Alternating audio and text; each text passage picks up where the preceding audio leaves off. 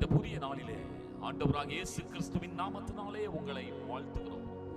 ரோமர் 14ஆம் அதிகாரம் 11ஆம் வசனத்தில் கர்த்தர் சொல்லுகிறார், முழங்கால் யாவும் எனக்கு முன்பதாக முடங்கும், நாவு யாவும் தேவனை அறிக்கை பண்ணும். பிதாவாகிய தேவன் இயேசு கிறிஸ்துவை பற்றி சொன்னதான ஒரு வார்த்தை இது. ஏன் இயேசுவின் நாமத்துவதாக முழங்கால்கள் முடக்கப்பட வேண்டும்? ஏன் இயேசு கிறிஸ்துவின் நாமத்தை அறிக்கை செய்ய வேண்டும்?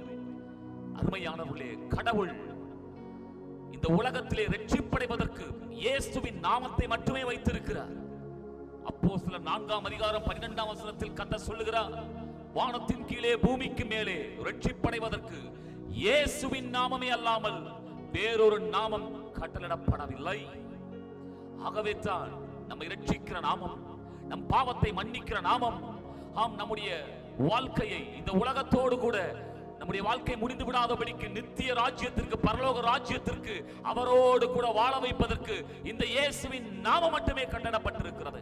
ஆகவே தான் இயேசு சொன்னார், நானே வழியும் சத்தியமும் ஜீவனுமாய் இருக்கிறேன்.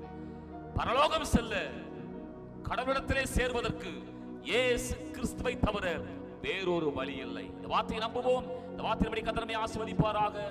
ஆமென்.